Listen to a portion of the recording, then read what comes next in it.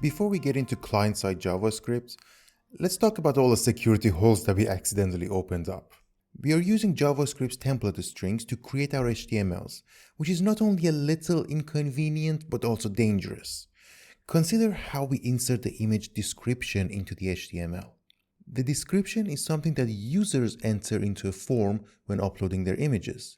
For example, what happens when a bot or some diabolical teenager enters this into the form as a description? Well, on the server side, we insert that literally into the HTML and send it to other users who open the same page. And when their browsers see this script tag, without even looking at what comes next or trying to show anything on the page, they will execute the script, which will redirect the user to a fake website where they may be prompted to enter their username, password, or credit card number. This is called a cross-site scripting attack, and it's one of the major security vulnerabilities.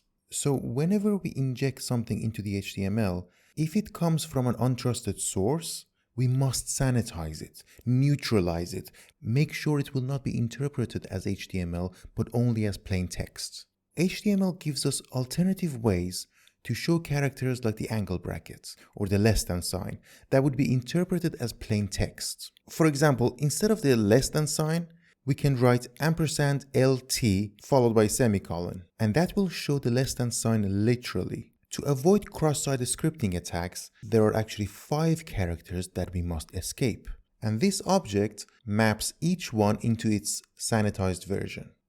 We are going to write a function called sanitize HTML, which will run a regular expression on an HTML string to find these key characters. And for each match, it will execute the callback function to get the proper replacement for it. So for example, calling sanitized HTML on the string for image tag will give us this string.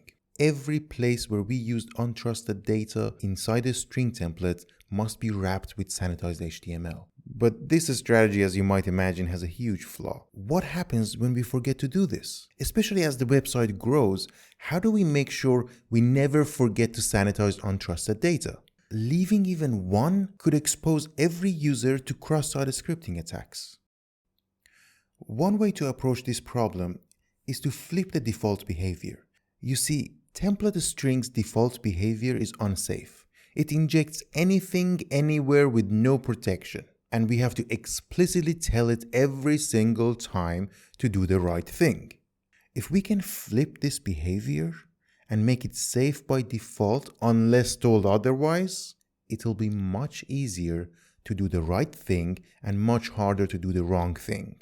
But since we can't change JavaScript's semantics, let's build our own template engine with the default behavior that we want.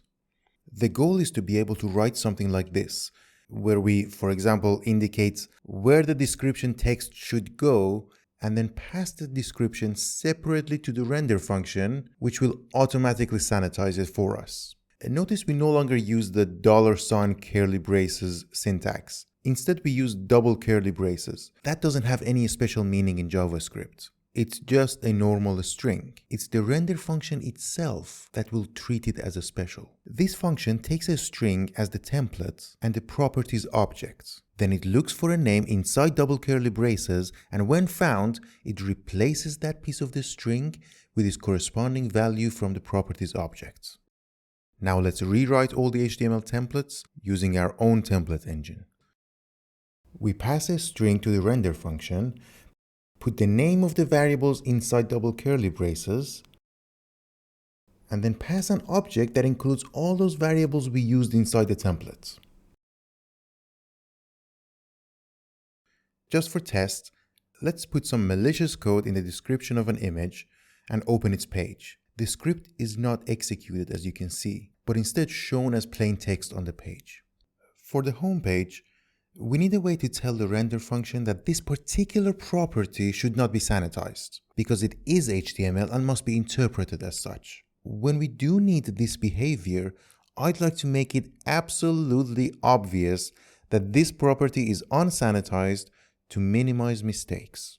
So let's make it a rule that any property whose name ends with _HTML, all capital, will be treated as unsanitized HTML. Also, the sanitizer function only expects a string, but we might want to pass it a property that is a number, like the image ID. So let's automatically convert the property to a string. And that's all there is to the template engine. If you want to get a little bit fancier, we can store our templates in separate files instead of strings inside JavaScript files. And then we pass the name of the file to the render function and have it read the template from the file and do the rest as before.